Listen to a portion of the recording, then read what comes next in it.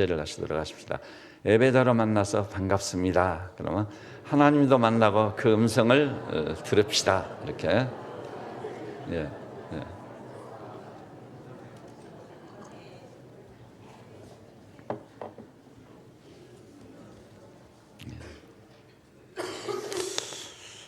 오늘 설교 제목이 뭐죠? 계시록을 통해 복을 받읍시다. 일단 복을 받자고 하니까 조금 더 얼굴이 환하니 관심이 좀 더한 것 같이 보이네요. 저는 그 요한계시록을 중학교 때 처음으로 접할 수 있게 됐습니다. 교회에서 설교하신 거 아니고 요한계시록이 그리스도의 재림이라든지 종말에 관한 말씀이라는데 종말은 어떻게 이루어지고 재림은 어떻게 실현될까? 어린 마음에 역사의 정원에 대해서 비상한 좀 관심을 어려서부터 갖게 된 것 같아요. 딱 읽으니까 다른 말씀은 눈에 안 들어오고요.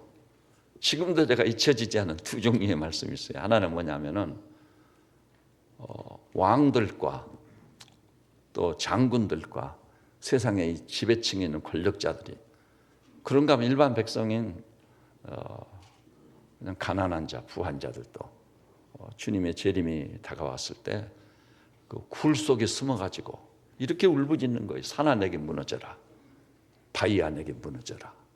그래서 나로 하여금 심판이 주러 오신 주님을 얼굴 좀 마주하지 않게 해다오. 이런 내용이에요. 야, 얼마나 두렵고 떨리면은 산 보고 무너지라고 하고 바위 보고 무너지라고 했을까?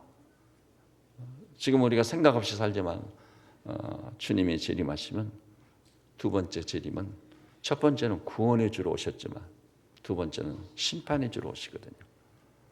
그 쏟아질 그 심판이 종말론적 심판은 세상의 법정에서 그러고 저러고 하는 것과는 궤를 달리하거든요.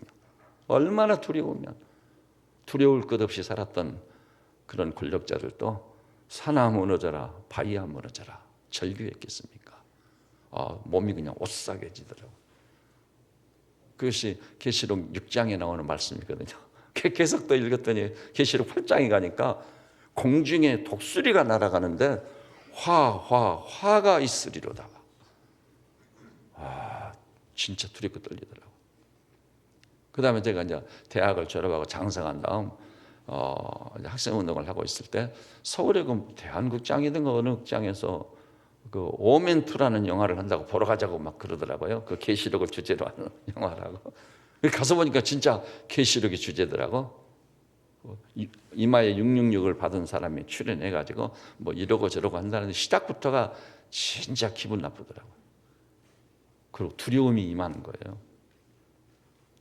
그래서 항상 그 계시록에 그때 접했던 뭐가 뭔지도 모르고 접했던 그 말씀 화가 있으리로다. 산아 무너져라, 바위야 무너져라.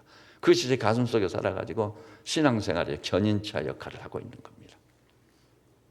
그거 저에게 큰 축복이었다고 생각합니다. 제가 죄 지을 가능성이 많이 있었어요. 그럴 때마다 화가 있으리로다. 목회 선상에서 그냥 시험을 받아가지고 미혹을 받아가지고 이 목회를 내가 계속 해야 될 건가 말 건가. 그럴 때도 산아 내게 무너져라, 바위야 내게 무너져라. 종말론적 심판을 생각하니까 다시 새 힘을 얻어서 표대를 향해 달려갈 수 있는 목회자가 될 수 있었던 것입니다. 그렇지 않으면 아마 목회를 했다 할지라도 적당한 선에서 타협하고 말았을 거예요. 좋은 게 좋다고. 그러면 나도 편하고 여러분도 편하고 좋지요. 근데 그렇게 해가지고 내가 주님 앞에 가서 종말론적 심판대 없었을 때 너는 뭐하고 왔느냐? 너는 살아계신 하나님을 진짜 믿거든요. 그러니까 그렇게 될 때 내가 뭐라고 답할 건가? 세상이 너무 험하게서요. 또 세상에서 살고 있는 분들을 대상으로 목회하다 보니까 주님은 그럴 수밖에 없었습니다. 그것이 답이 될까 생각을 해보는 거예요. 성경에 보면은 세상에서 살던 사람들을 전도해가지고 주님 앞으로 인도해가지고 교회에 오면 어떻게 돼야 돼요? 각가지 말씀과 삶의 훈련을 통해서 옛사람을 벗어버리고 새 사람을 있게 해야 되거든요. 제가 그게 목표가 그겁니다. 릭 워렌 목사님의 목회가 그거지 않아요. 목적이 이끄는 삶을 살라. 근데 그 릭 워렌 목사님이 얘기한 목적이 이끄는 삶이라는 것과 제가 추구하는 것 조금 다릅니다. 저는 온 교우들이 바울처럼 그런즉 그리스도 안에 있으면 새로운 피조물로서 틀림없이 새로 지음을 받은 존재가 되고, 그래서 환희가 터져서 이전 것은 지나갔으니 보라 새 것이 되었도다 하고, 그 다음에 이제 중생이 분명한 다음 신앙생활하는 과정 중에서 옛사람을 벗어버리고 새 사람을 입는 놀라운 역사. 이게 이럴 때 뭐냐면, 솔직하게 말하자면 여러분들은 세상에서 살고 있잖아요. 일주일 동안 뭐 이런 사람도 만나고 저런 사람도 만나고 사업상 또 뭐 이런 저런 갖가지 경험, 우여곡절 많은 것이 세상이잖아요. 그곳에서 살다 보니까 여러분은 철저히 세상적으로 훈련이 되어져 있는 거예요. 여러분 모르시죠? 아는 분 아무도 없어요. 제가 볼 때는 세상적으로 완전히 수련이 되어서 훈련이 되어져 전형적인 세상 사람이 딱 되어 있는 거예요. 그러면 이제 교회에 나옵니다. 교회 나오면 저는 말씀을 전하고 그래서 성령의 역사로 거듭나게 한 다음 그 세상에서 훈련되어진 그 옛사람을 벗어버리게 만드는 거예요. 그 옛사람 대신 무엇을 입는 거예요? 따라서 합시다. 새 사람을 입어. 그게 저의 소원이에요. 그렇게 이루어져 가는 사람을 보면은요, 제가 진짜 존경스럽고 큰절이라도 하고 싶은 거예요. 제가 엄청난 격려가 되고 기쁨이 되는 거, 목회자로서. 그런 다음 그리스도의 장성한 분량이 충만한 데까지 이르라. 할렐루야. 그렇습니다. 그리고 베드로 사도는 뭐라고 그랬죠? 따라서 해볼까요? 신의 성품에 참여한 자 되라. 아니 내가 인간일 뿐인데 신의 성품에 참여한 자까지 된다니, 그런 수준으로 내가 세워지고 자라간다니, 이 얼마나 놀라운 일인가. 근데 실제로 제가 경험을 해보니까, 물론 제가 세상은 잘 몰라요. 모르지만 제가 세상을 전혀 모를 수가 있겠어요? 다 들여다보고 있거든요. 여러분 이상으로 제가 뉴스도 들어보고 신문도 보고 이쪽도 들어보고 저쪽도 들어보고 무슨 사건이 일어나고 있는지 국제적으로 또 우리 국가적으로 전문가들 얘기도 귀를 기울여 들어보고, 그냥 그거 모르고 목회를 못해요. 유명한 장 칼뱅 목사님이 그랬잖아요. 한 손에는 성경을, 한 손에는 신문을. 그래야 목양이가 목회를 할 수 있는 거예요. 그런데 저는 세상에서 잘 훈련되고 연다는데요, 세상에서 볼 때 아주 전형적인 사람들이 이제 교회에 오지 않아요. 오면은 그분들을 상대로 제가 목회를 하고 목양이라는 걸 하는 거예요. 하는데 잘 안 돼. 잘 안 되면은 어떨 때는 낙심이 되어가지고 좋은 게 좋다고 적당한 선에서 타협하고 가도 괜찮지 않느냐. 그래도 이 세상 교회의 목회자의 기준으로 따내는 그런 자부심을 가지고는 일반 목회자들 수준으로 비교해 볼 때는 그래도 목회를 최선을 다해 성실하게 한다고 하고 있으니까 이러면 되지 않겠네. 근데 주님 앞에 서면은 그게 아니에요. 장난이 아니에요. 야, 네게 위탁한 양무리들이 새로운 피조물 됐느냐? 이전 것은 지나갔으니 보라 새 것이 되었도다 외치며 살고 있느냐? 옛사람을 벗어버리고 새사람을 입는 과정 중에 있느냐? 그리스도의 분량이 충만한 데까지 자라고 있는 것을 볼 수 있느냐? 그러면 할 말이 없는 거예요. 그러니까 저는 이 주님 때문에 아까 계시록 말씀을 두 군데 인용했지만 그 놀라운 말씀이 저에게 각성을 가져오니까 제가 포기할 수 없는 일인 거예요. 그걸 포기하면 저는 목회자를 그만둬야 돼요. 저는 밥벌이는 하려고 제가 뭐 목회나 목양을 하고 있는 사람이 진짜 아니거든요. 여러분이 저를 경험해 보셨으면 알겠지만 사실은 제가요, 세상에 가서 사업을 하든 뭘 하기로 한다면 상당한 수준으로 성공할 수 있다고 저는 믿고 있는 사람이에요. 나름대로 확신을 가지고 있어요. 여러분이 저를 관찰해보면 아시겠지만 그냥 예사로운 목사는 아니에요. 예사로운 목사가 아닙니다. 여러분 저를 어떻게 볼지 몰라도 여러분 제가 목사로서 목양과 목회를 하니까 그렇지 세상에서 다툼을 하면서 이렇게 세상적인 일로 성공을 하기로 한다면 성공할 자신이 있습니다. 지금도 나이가 많았지만은 지금도 나는 할 수 있습니다. 그런 확신을 가지고 뭐 확신만 가지고 목사님 됩니까? 근데요 확신을 뒷받침하는 역량을 갖추고 있어요. 저는. 그래서 사람들이요 목회 선상에서 제 동지들이나 만나면 저보고 그러는 당신 진짜 탁월한 목사다. 제가 추구하는 것은 탁월성입니다. 탁월성. 저는 우리 세배지 양무리들께서도 그리스도로 말미암아 모든 일에 넉넉히 이기면서 세상이 감당치 못할 신앙의 장부들로 탁월성을 보이는 성도들 되시기를 우리 주님의 이름으로 축원합니다. 그러지 않고 세상에서 어떻게 살아남겠어요? 어떻게 세상을 대적하여 이기겠느냐 이 말이죠. 그러니까 저는 그 일정한 부분에서 진짜 제가 그리스도의 심장을 보고 하기는 하되 그러나 포기할 수는 경계선이 있는 거예요. 그것은 절대 포기하지 않습니다. 그리고 요즘 우리나라가 지금 뭘로 떠들죠? 누가 갑이고 누가 을이냐 이렇게 떠드는데, 목사와 사모는요 말할 것도 없이 모든 교인들 유치부 아이들 앞에서 을이 되고 마는 거예요. 여러분 명심하십시오. 목사와 사모는 유치부 아이들 앞에서도 뭐가 된다고요? 을입니다. 틀림없는 을입니다. 제일 교인들의 무기가 뭔지 알아서 교회 옮기겠다. 근데 저는 그건 불안하 깜짝 안 해요. 갈 테면 가라. 나는 0점에서 다시 시작한다. 여러분 그것 가지고 목사를 위협적으로 하는 사람이 있어요. 그 사람 나를 너무 몰라도 모르는 거예요. 저는 하나님 바라보고 목회하는 사람이지 사람 보고 목회하는 사람 아니에요. 절대 아닙니다. 여러분 저를 경험해 보세요.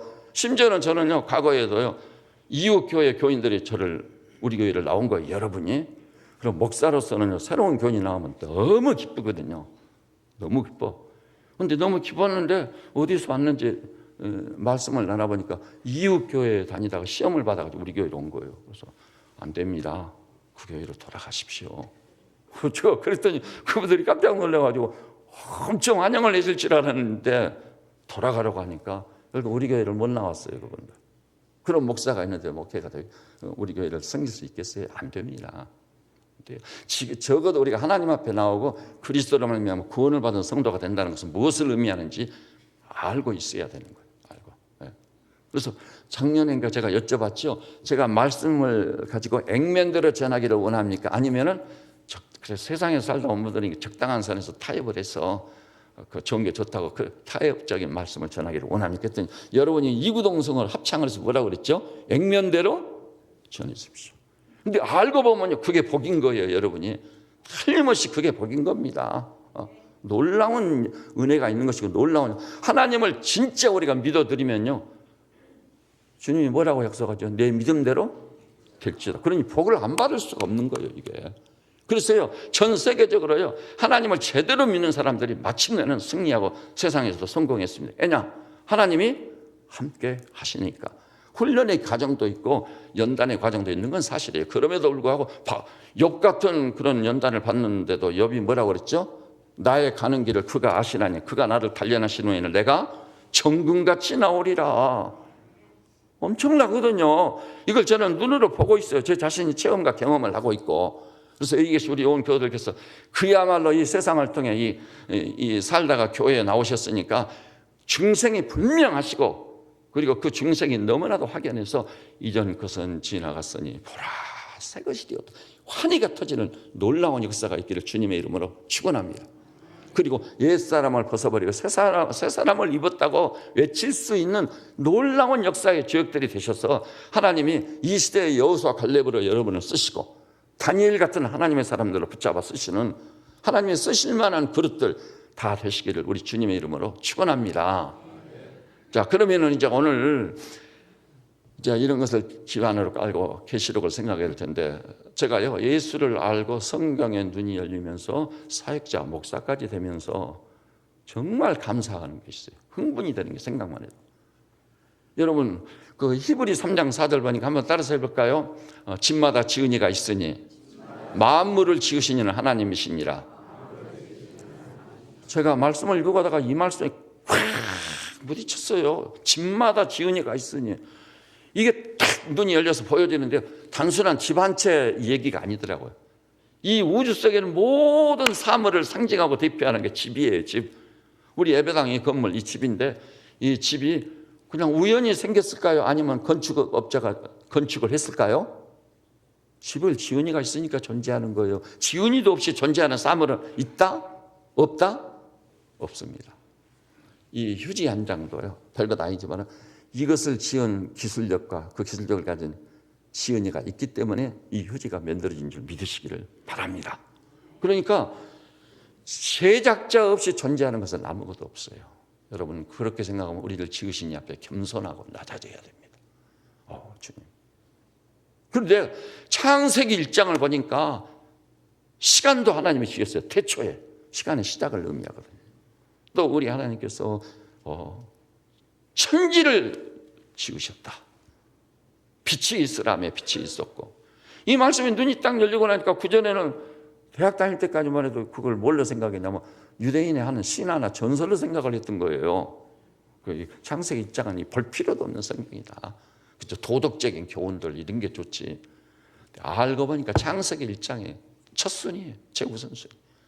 천지 만물을 창조하여 존재케 하신 하나님을 딱 생각하고 창세기 1장에 눈이 열리니까 창세기 1장이 저를 얼마나 황홀하게 하고 확신을 갖게 하고 세상을 그럭저럭 사는 자가 아니라 이렇게 말씀한 대로 천지 만물을 창조하신 우리의 하나님을 믿겠습니다. 믿음으로 살겠습니다. 그러니까 창세기 1장이 제 인생의 기초가 딱 되는 거예요. 길가에 버려진 돌멩이 하나도 우연히 없어요.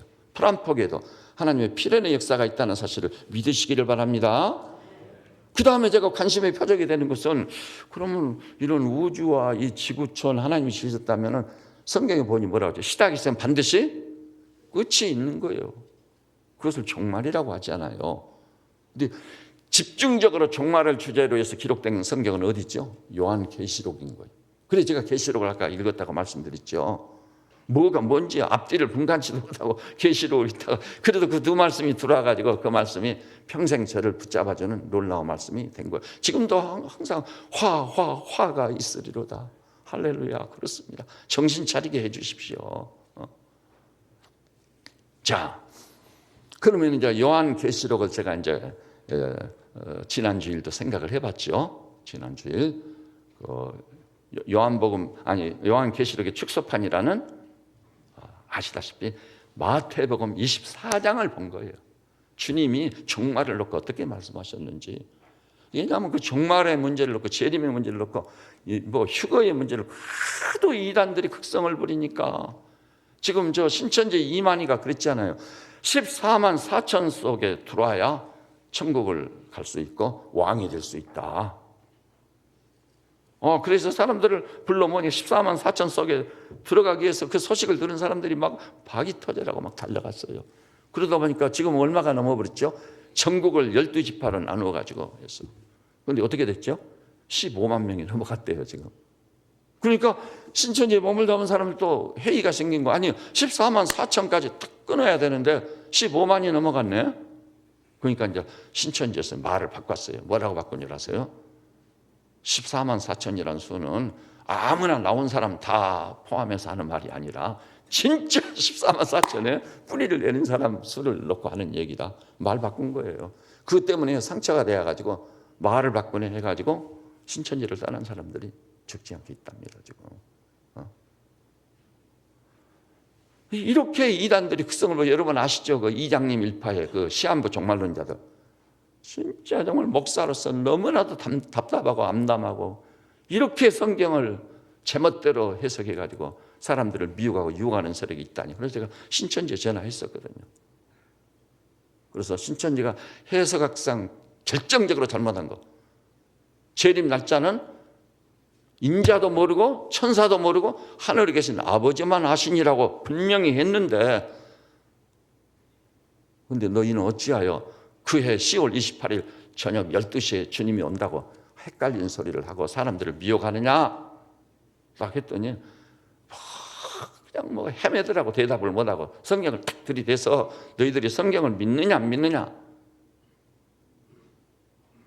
단호하게 전화상으로 따지고 야단을 좀 쳤습니다. 그런데 그해 10월 28일 날 저녁 12시간에도 주님이 안 오셨어요. 오실 리가 만무한 거죠. 그리고 지난 주일 제가 설교 중에 뭐라고 그랬어요? 재림이 실현되고 휴교가 실현되려면 반드시 몇 가지가 있어야 돼요. 몇 가지가 전제되어야 돼요. 첫째는 이 복음이 천국 복음이 땅끝까지 전파되면 그제야 끝이 돼요. 이게 실현돼야 돼요. 그런데 지금 물론 그 말씀에 의하면 천국 복음이 땅끝까지 거의 전파되어 간다는 것을 느낄 수 있어요. 왜냐하면 몇 개의 언어로 성경이 번역되느냐 여러분. 약 2,600개의 언어로 성경이 번역됐거든요. 그런데 그 다음에 보니까 걸어간 곳에 가증한 것이 서거든. 걸어간 것은 예루살렘 성전이거든. 유대인들은 지금 예루살렘 성전 재건을 해서 모든 걸 완전히 준비해 놓고 기다리고 있거든요. 성전 세우면 그 다음에 거기다 성전 기물들 다 해서 옛날처럼 구약적 제사 행위를 하려고 준비를 하고 있어요. 그런데 아직 예루살렘에 그거에는 황금 돔이 있을 뿐이지 예루살렘 성전이 재건되지는 않았단 말이에요.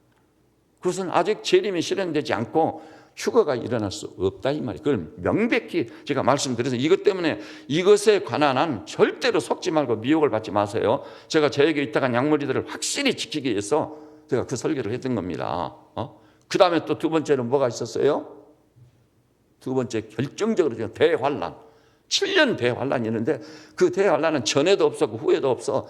그 날을 감하지 않았으면 택한 자들도 구원에 이를 수 없을 만큼 엄청난 그 환란의 시기가 오고 있다는 걸 우리가 피부로 좀씩 느끼죠. 예루살렘 성전 재건도 좀 느끼는 바가 있습니다. 지금 조금씩 느끼고 그래도 전무후무한 대환란은 아직 오지 않았습니다. 그다음에 세 번째, 다시 제가 이것을 반복하는 이유는 이 첫 번째 결정적인 것으로 천국 복음이 땅끝까지 전파되면 그제야 끝이오리라 이걸 잊지 말라 하시는 거고, 그 후에 세 가지가 실현되어야만 재림이 실현되고 휴거가 실현되고 그걸 잊지 마시라는 거예요. 세 번째가 뭐죠? 대환란 다음에 바로 이어서 그때 뭐가 있다고요? 우주에 대격변이 있는 거예요. 막 별들이 흔들리고 떨어지고 달이 핏빛으로 변하고 우주에 대격변이 있다는 걸 분명히 말씀드렸죠. 그럴 때 바로 하늘에서 징조가 보이면서 주님께서 세상에 재림을 하시는 것을 너희가 보리라 그랬거든요. 이 세 가지가 분명히 실현되어야 재림이 있고 그 다음에 재림에 이어서 휴거가 실현될 줄로 믿으시기를 주님의 이름으로 축원합니다. 그리고 거기서 이어서 제가 그 말씀 드린 거 잊지 마십시오. 뭐냐면은 세계를 지금 다스리는 경찰들은 미국 대통령이 반드시 읽어야 될 필독서로 백악관에 딱 꽂혀 있는 게 있어요. 그게 뭡니까? 인류의 장래입니다. 그 계시록을 중심으로 종말에 어떤 일이 있을까를 딱 밝혀놓은 거예요. 세계를 다스릴 사람 적어도 그 책 한 거는 보고, 그래서 미국의 핵과학자 협회에서 어땠다고요? 인류의 최후를 12시로 딱 정해놓은 시계를 만들었어요. 그건 과학자들이, 첨단 과학자들, 핵과학자들이 한 겁니다. 그래가지고 2012년에 12시에 대해서 인류 최후의 시간표를 딱 이렇게 했는데 몇 시로? 11시 55분으로 해놨어요. 그러니까 종말이, 지구의 종말이 얼마 남았다는 거죠? 5분 남았다.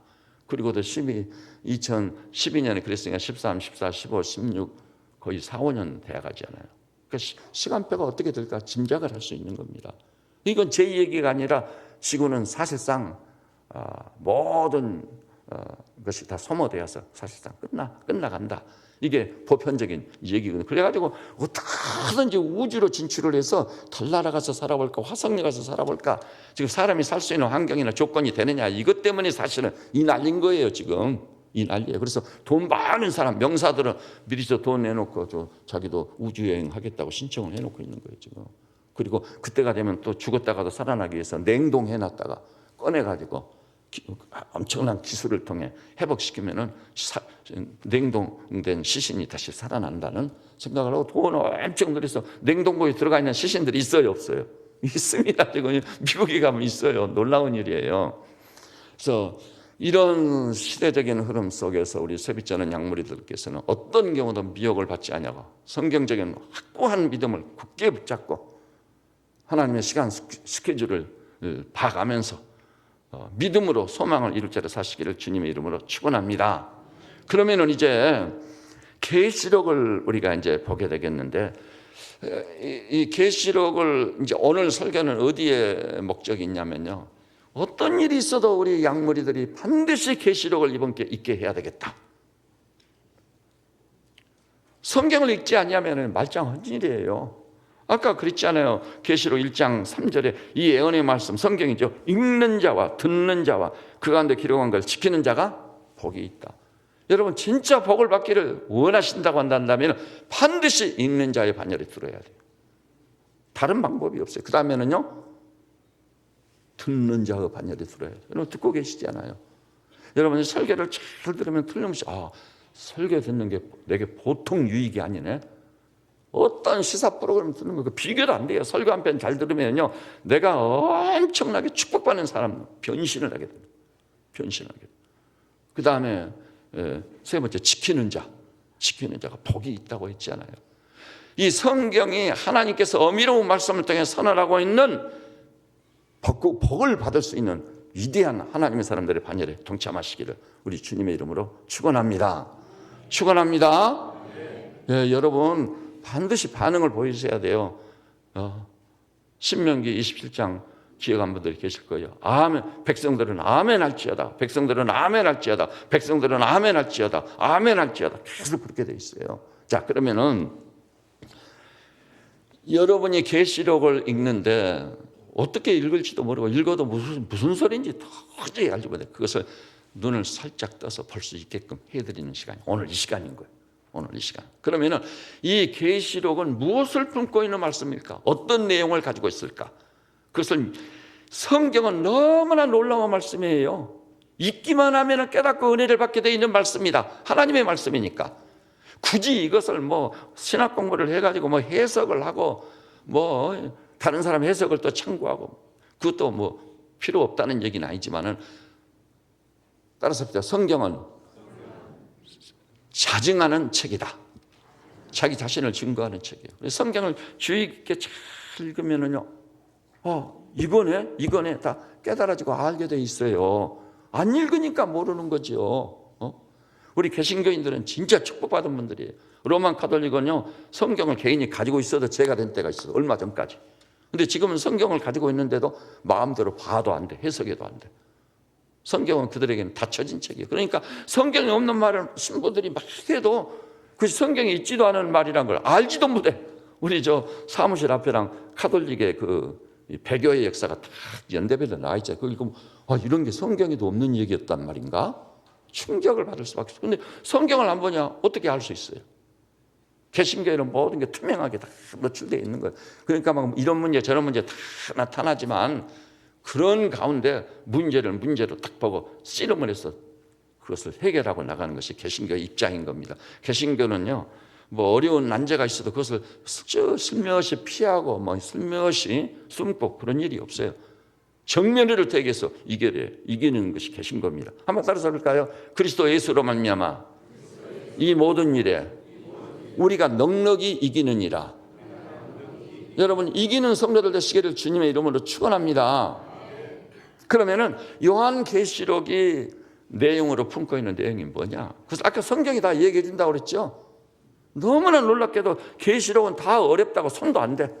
계시록 설교하기도 어려워. 1장부터 5장까지는 설교를 그런대로 하는데 6장 이후에는 설교를 할 수가 없어요. 이게. 도저히 이해가 불가능한 말씀들이 막 나오기 시작하거든요. 근데 그럴 거 없어요. 성경을 잘 보면은 성경 스스로가 그것을 밝혀주고 규명해줘요. 그럼 요한계시록 1장 19절 우리 한 목소리를 봐볼까요? 19절. 19절이 결정적으로 중요한 겁니다. 19절 시작.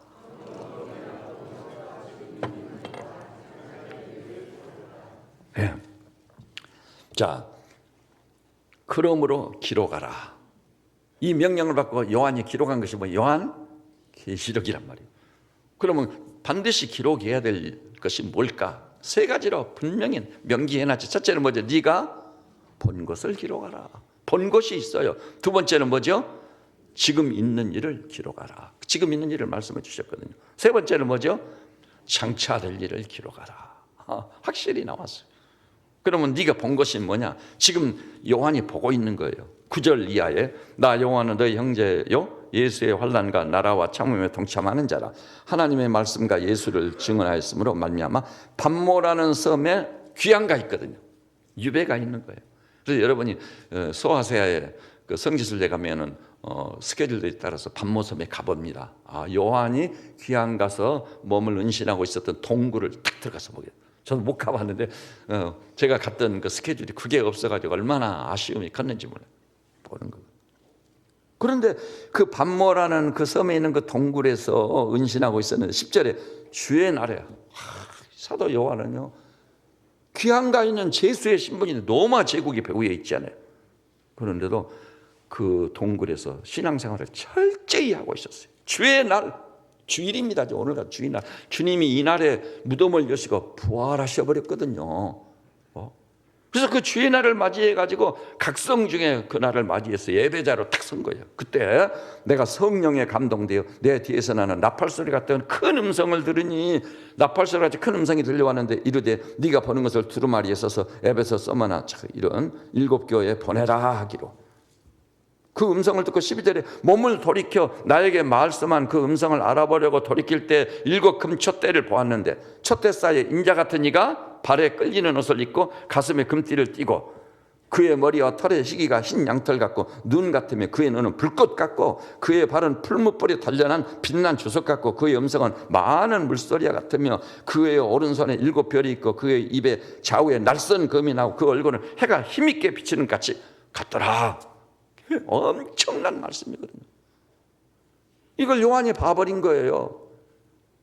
그러니까 네가 본 것을 기록하라. 바로 이 영광을 받으신 영광 중에 계신 예수 그리스도를 요한이 본 줄로 믿습니다. 그러니까 이것을 봤는데 그 본 것을 기록하라. 그래서 그러면 이거 우선 읽으면서 여러분은 목사님 그 무슨 7 촛대란 말이 나오고 7 영이란 말, 7 별이란 말이에요. 이게 무슨 말이에요? 이건요, 여러분이 요한계시록을 자세히 주의해서 읽어가느라면 해석이 나와버려요. 7 별은 뭐냐? 7 촛대는 뭐냐? 7 영은 뭐냐? 다 나와요. 염려할 필요가 없어. 근데 이걸 제대로 건성성 봐버린 사람은 이 7 촛대가 뭔지, 7 별이 뭔지, 7 영이란 뭔지 정말 계시록은 닫혀진 책이고 볼 수가 없네. 아니에요. 그래서 그것은 여러분이 발견하세요. 7 영이 뭔지, 7 별이 뭔지, 7 촛대가 뭔지 다 설명이 뒤에 이끌어가다 보면 나오니까 여러분이 보시라고요. 그래서 이것이 너희가 본 것이다. 그 다음에 대단히 중요한 것이 하나가 있어요. 이 지금 있는 일, 지금 있는 일이란 뭐냐? 그래서 제가 이제 설명을 하고 지나갑니다. 2 종류가 있어요. 첫째는 2장, 3장의 기록. 이걸 메모해 놓으세요. 1장은 방금 거기서 지금 본 거, 네가 본 거, 보고 있는 거, 그걸 기록하라는 거고, 그 다음에 2번째는 지금 있는 일, 지금 있는 일은 2 종류가 있다고 그랬죠. 그래서 2장과 3장에 뭐가 기록되어 있냐면, 여러분이 성지순례 다녀오는 소아시아 지방에 있는 초기 기독교 공동체 7 교회가 그게 에베소 교회라든지 뭐 서머나 교회라든지 라오디게아 교회라든지 쫙 있잖아요. 그 7 교회가 2장과 3장에 기록되어 있는 거예요. 이것이 말하자면 지금 있는 일, 지금은 교회의 실제적인 상황이 다 있어요. 그래서 에베소 교회를 향해서는 너희가 처음 사랑을 이뤘는데 회복해라. 회복하지 않으면 내가 촛대를 네게서 옮기리라. 아주 엄밀하게 말씀하거든요. 그래서 그걸 보면서 교회는 이렇게 세워져야 맞구나. 이걸 답을 얻게 되는 거예요. 내 입맛대로 세우는 게 아니라 하나님 말씀이 보여준 대로 에베소 보고 서머나 보고 라오디게아 보고 이러니까 이렇게 교회를 세워야 되겠구나. 물론 그 교회 구성원들이 나는 이렇게 세워져야 맞구나. 그걸 알게 되는 거예요. 그래서 그것이 몇 장에 2장과 3장에 지금 있는 일 중에 일부로 나옵니다. 그 다음에요 4장으로 가볼까요? 4장 1절. 그래서 구절을 지금 말씀드리고 있는 거예요. 4장 1절 우리 한 목소리로 보십시다. 조금씩 그렇겠구나 아시게 될 거예요. 4장 1절 한 목소리로 보십시다. 시작.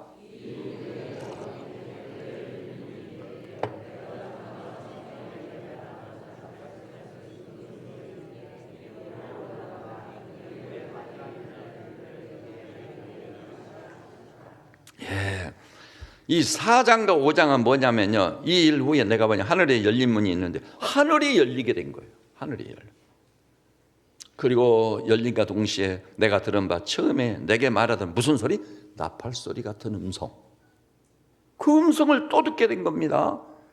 근데 그 음성이 뭐냐면 이리로 올라오라. 그래서 요한이요 이끌림을 받아 하늘나라로 들어가게 된 거예요.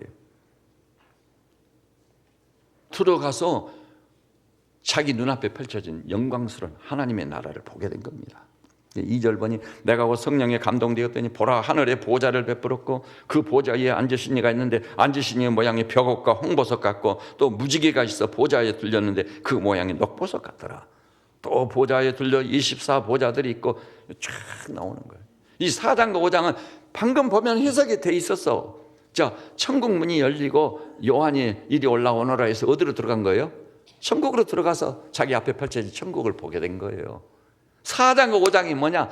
바로 천국문이 열려서 요한이 이끌림을 받아 천국에 들어가가지고 보게 된 것이 천국에 요한이 직접 봤던 천국의 상황이 어디에 나오는 거죠? 4장과 5장에 나와요. 읽어보면 알아요. 4장과 5장에 보면은 별로 이해 못할 것이 없는 거예요. 막 벽옥, 청옥 같고 뭐 그런 이유는 그 천국의 영광스러움을 세상에는 보석을 통해 딱 보여주는 말이니까 별로 어려움이 없는 거예요. 이것이 바로 뭐라고요? 지금 있는 일 두 종류다. 7교회하고 천상의 일을 목격한 거. 이게 지금 있는 일이.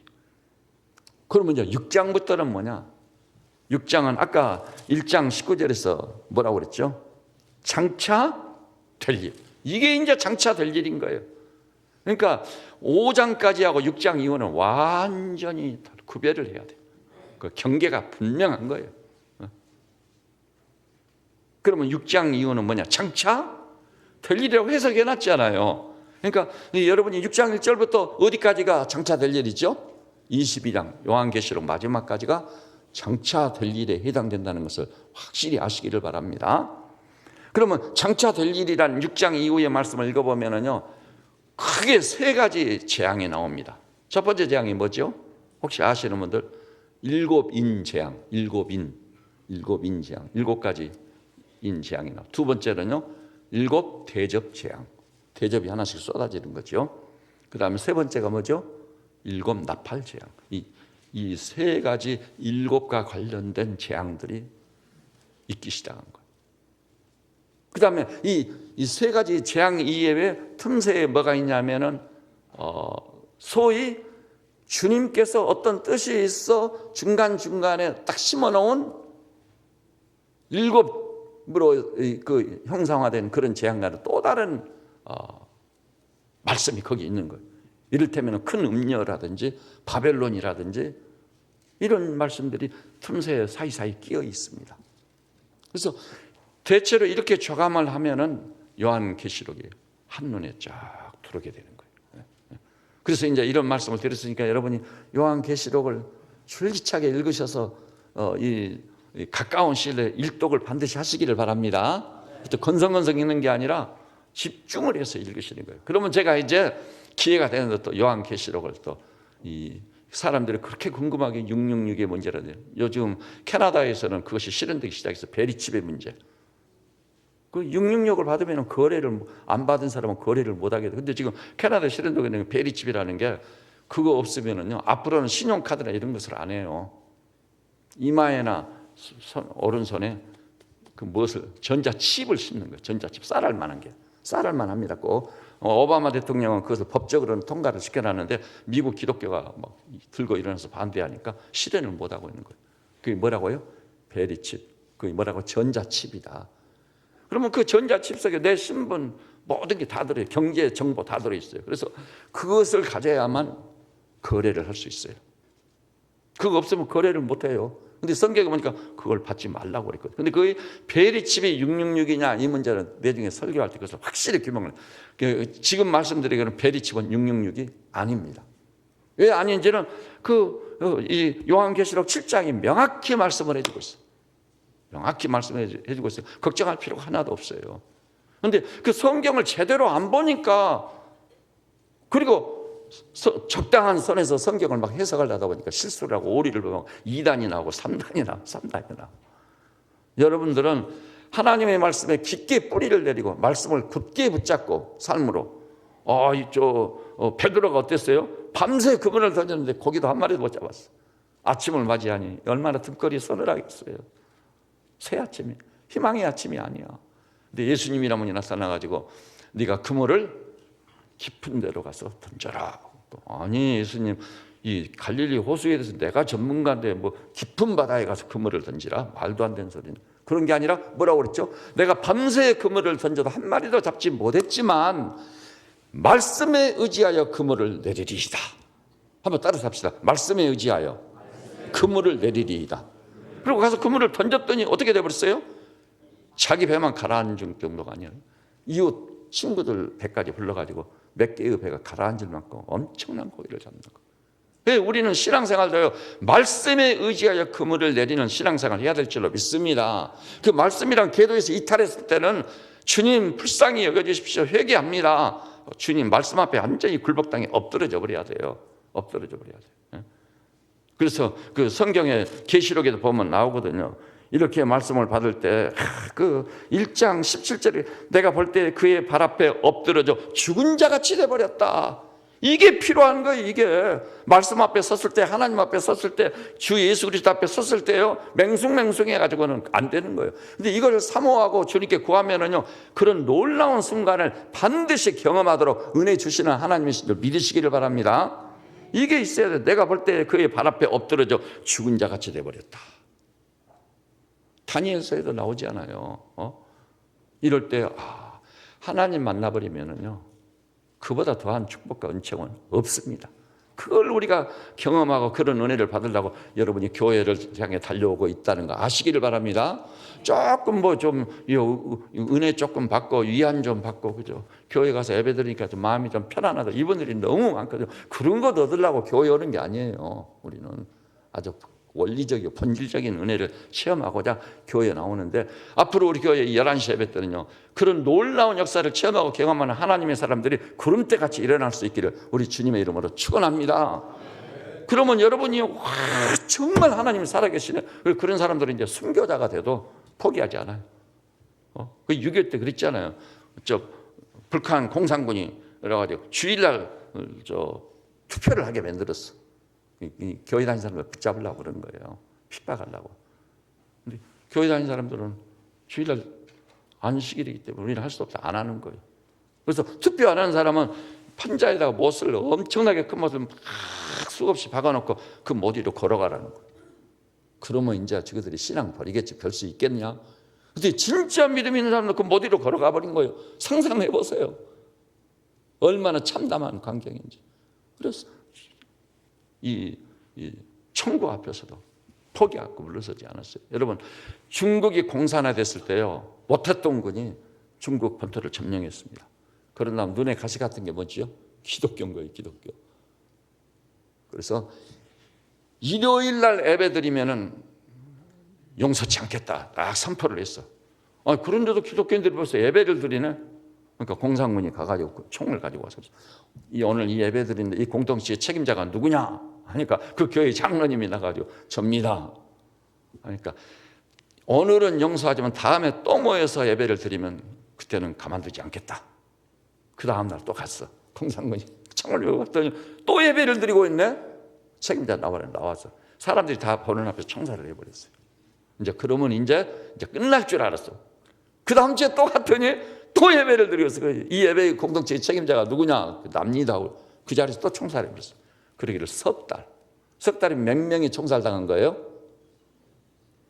12명. 한 주일에 한 번씩 12명이 총살을 당한 거예요.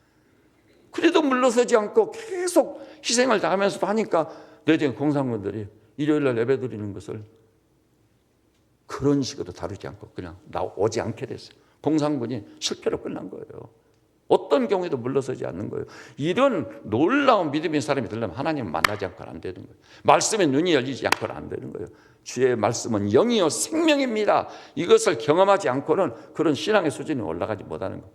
그리고 아이고 목사님, 우리나라에 그런 고난이 온다면 나는 못 믿겠는데요. 염려하지 마세요. 그런 일이 당하면은 그것을 이길 수 있는 믿음을 우리에게 주실 줄로 믿습니다. 그리고 우리나라는 지금 잘만 믿으면 우리가 오히려 신뢰를 얻게 돼 있어요. 아까 그랬잖아요. 말씀에 의지하여 그물을 던졌더니 배가 가라앉을 만큼 수확을 거뒀다. 그런 축복이 지금은 우리 나라를 봐도 믿는 자에게 있는 시대인 것입니다. 지금 다만 그것 때문에 염려하지 마세요.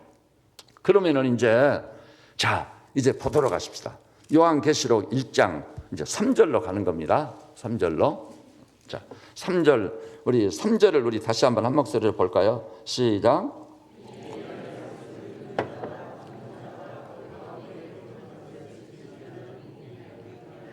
예. 이 예언의 말씀은 요한계시록 성경이고요.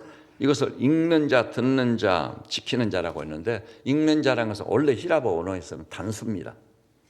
그 다음에 듣는 자는 다수를 말하고 있어요. 복수예요.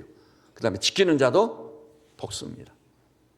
왜 이렇게 됐을까? 근데 그렇게 보면은 우리 우리 성경을 보니까 번역에 실패를 한 거예요. 읽는 자는 단수로 썼는데 맞는데 듣는 자들, 지키는 자들 해야 돼요. 왜 그러면 이때는요, 지금처럼 성경이 없어요. 없으니까 서신서를 한 권씩 교회들이 돌아가면서 읽는 거예요. 그래서 회람용 성경밖에 없는 거예요. 회람용 성경입니다. 그걸 한번 찾아볼까요? 골로새서 4장 16절. 골로새서 4장 16절. 이건 328페이지입니다. 신약 328페이지. 골로새 4장 16절.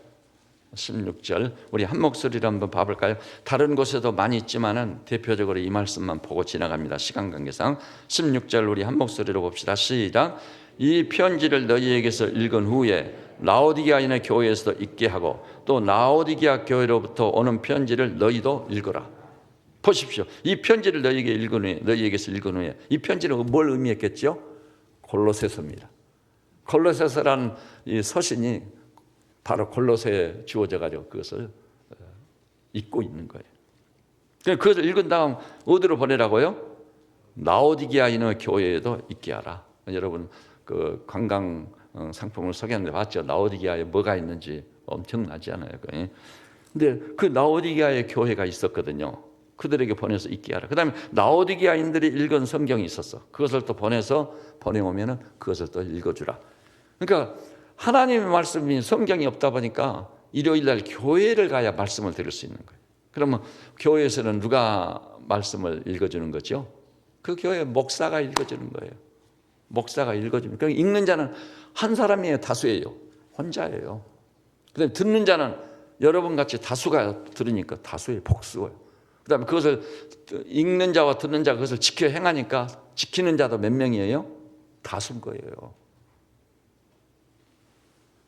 그러면 계시록도 읽는 자와 듣는 자와 지키는 자가 복이 있다고 하는데 읽어가지고 무슨 뜻인지도 모르겠는데 그게 아니라니까요. 읽어주는 것으로도 이해할 수 있게 되어 있는 게 성경이다. 이 점을 명심해야 돼요. 그러니까 읽어주기만 해도 말씀을 깨닫고 은혜를 받아. 그 어려운 계시록인데도 여러분, 그래서 이번 기회에 꼭 읽는 자들의 반열에 드시기를 주님의 이름으로 축원합니다. 읽는 자가 되어야 돼요. 그리고 듣고 난 다음 듣는 자도 복이 있지만 마지막 결론이 뭐죠? 지키는 자들이 복이 있다. 그럼 마지막으로 그 성경 한번 봐볼까요? 요한계시록 22장 22장. 성경은요 짝이 없는 것이 하나도 없다고 그랬잖아요. 구약에 진짜 그래요. 22장 오늘 참 분량을 다 못 해가지고 너무 지금 아쉬움이 큰데 다음에 하기로 하고 22장 7절을 우리 한 목소리로 봅시다. 시작. 보라 내가 속히 오리니 이 두루마리의 예언의 말씀을 지키는 자는 복이 있으리라. 여러분 궁극적 결론은 지키느냐 지키지 않느냐에 달려있는 거예요. 그러나 주님은 분명히 보증하고 약속했어요. 이 예언의 말씀을 지키는 자는 복이 있으리라. 계시록 1장 3절도 분명히 말해요. 읽는 자와 듣는 자가 다 복이 있지만 마지막으로 지키는 자들이 복이 있다. 저는 여기에서 우리 세배자는 믿음의 식구들이요, 여러분의 신앙의 초점, 여러분의 생활의 포커스를 말씀을 받아 지키는 데 두시기를 주님의 이름으로 축원합니다. 그러면요 놀랍게도 그 말씀으로 말미암아 복을 받으리라는 거예요. 아, 이 말씀이 이랬었구나. 근데 말씀이 그렇게 말하는데도 말씀은 덮어두고 자기 태생적으로 태어나오는 뭐 개성, 스타일, 그걸 버리지를 못하는 거예요. 그걸 버리지를 못해요. 죽을 때까지 그걸 가지고 가는 거예요. 옛사람적인 것을. 그러니 변화도 없고 천국도 체험 못하고 복을 받지를 못하는 거예요. 오늘 여기나 소위 믿음의 식구들께서는 여러분이 어떤 존재로 태어났던 처음 것들은 지나가는 진정한 믿음의 소유자들 되시기를 주님의 이름으로 축원합니다. 그리고요 반드시 이전 것은 지나갔으니 보라 새롭게 되어 이 교회를 통해 말씀으로 철저히 연단과 훈련을 받아 내중에는 신의 성품에까지 참여한 자가 되어서 하나님이 예비하신 놀라운 축복을 받는, 지키는 자들이 복을 받는다고 했으니까 그 복락에 동참하는 우리 성도들 되시기를. 그래서 바로 이 시간부터 여러분의 신앙생활과 여러분의 인격의 생각까지도 변화가 오기를 시작하는 그 복됨과 영광스러움이 있으시기를 주님의 이름으로 축원합니다. 기도합시다. 하나님 아버지, 시대가 어지럽습니다. 종말론적 조짐이 도처에서 나타나고 있는 이때 심지어는 믿지 않은 과학자들까지도 지구의 생명은 다 됐다고 시간표를 정하고 있는 이때 우리가 계시록을 집중적으로 읽어 오실 주님을 맞이할 수 있게 하시고 부활의 산 소망을 이룰 자로 영광 중에 살게 하여 주옵소서. 계시록을 읽고 듣고 지키는 분들로 주님이 보증하고 약속하신 놀라운 축복의 대열에 동참하게 하옵소서. 예수님의 이름으로 기도드립니다. 아멘.